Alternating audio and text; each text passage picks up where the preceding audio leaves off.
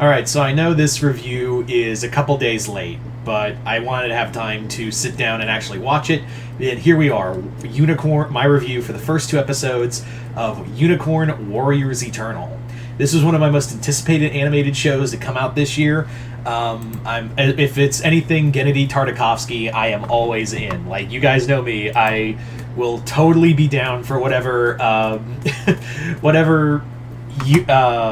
Tartakovsky puts out.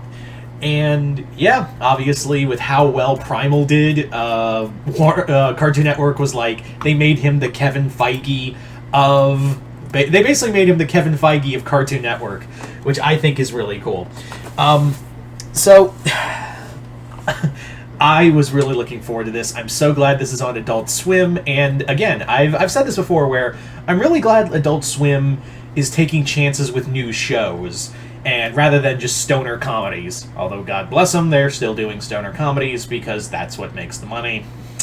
But still, the fact that we get this, the fact that we have these new shows, is a testament to that Adult Swim is like branching out with something new branching out every other time. So I think that's cool. I really do think that's cool.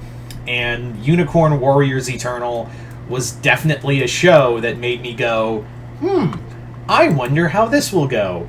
And sure enough, this was awesome. First off, I want to talk about the animation. The animation in here is amazing. Like, it's basically Tartakovsky going, look at my show is amazing, give it a watch, ooh, it looks just like Popeye, have a stroke of its mane, it'll turn into a plane, and tug and change back in again when you tug on my winky, ooh, that's dirty, do you think so? Well, I better not show you where the lemonade is made, yeah, sweet lemonade, yeah, sweet lemonade. If you know that song, you're old. Anyway. So, yeah, the animation's just beautiful. It really does look like he took a lot of animation from, there's a lot of inspiration from the Max Fleischer cartoons, a lot of the, Tezuka era of anime. Like, you clearly see, one character, Alfie, that is straight up, I could straight up see that character model based off of Astro Boy. It's amazing. It is nothing short of just, every scene is breathtaking. I really loved, the animation in Primal, and again, that's one thing Tartakovsky is good at, is telling story through pictures. And rather than McFarlane, which is pictures over story, so you know how it goes. But this really does feel like, it really does feel more like pictures are helping to tell the story. This is a very fictionalized, steampunk era Britain, and I always love that Victoria era Britain. Also, you could totally see Gotham by Gaslight a part of this universe. I really hope if this show gets more seasons, we get a Batman Gotham by Gaslight crossover. I'm just saying, you can do that, Gennady. You can put that version of Batman in here, and it wouldn't be weird. I'm just saying, Gotham by Gaslight could easily be a part of this universe. Anywho. So, let's talk about the plot. The plot... Actually, the whole show really does remind me of the Doom Patrol. I mean, aside from the resurrection stuff, although some of Grant Morrison might make me say otherwise, I would not be shocked if Tartakovsky took inspiration for the team from Doom Patrol, especially the Grant Morrison era of Doom Patrol, where it's trippy, it's very more deeper thought, things like that. Because this really does give me Doom Patrol vibes in a good way. This really does give me good Doom Patrol vibes. And I'm really excited. So the story is that these characters are called the Warrior... They're a group... They work for a group called Unicorn. And they've been resurrected throughout history, through their past lives, through a robot named Copernicus, who's already going to be the best damn thing in this show, I guarantee you. He's just like Steam... He's a dandy R2-D2, and I love it. He's R2 as a dandy robot, and I love it.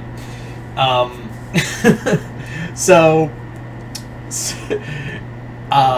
the characters are really fun. Alfie, I think, might be my favorite character. I really do like this idea of this child who's now in touch with, like, with just literally the cosmos in his head, and now he's just like a child. Like, I really do hope they go in, because they bring up a point of, you've given a child the power of the cosmos itself. What's that going to do to him? So I really hope they play with that, because they literally just made a kid into Dr. Manhattan. It's like, what if Dr. Manhattan's powers went to a child? I know it's magic and more like cosmic universe, like Shinto kind of in touch with stuff. I'm just kind of comparing it because there's a lot of like, it just made me think, yeah, it's basically like, what if Dr. Manhattan was a kid?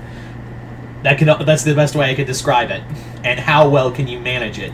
I also hope that this goes into like talking about like this does look like this time around, like it does look like this show is gonna talk about the whole thing of where does are we shackled to our past lives, or are we more than that?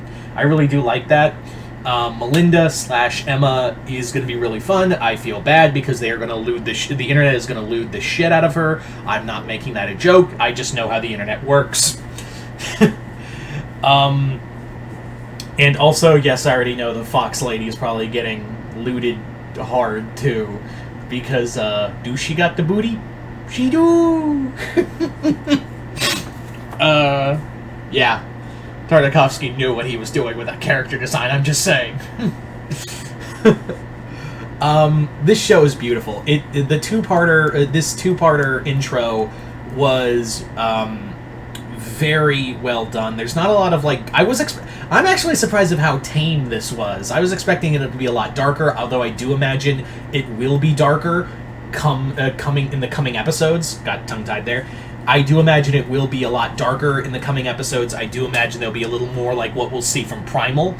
I also do imagine that this series will kind of talk about some more like darker themes, like kind of like rather than kind of throw out all these philosophical questions and make jokes about them. Looking at you, Rick and Morty. He's actually like, this show is going to be more like a deeper philosophical show with a lot of action and probably and a lot of violence. We saw that in Samurai Jack. We saw a little of that in Symbionic Titan. Still hoping that comes through too. Hoping we still get Symbionic Titan.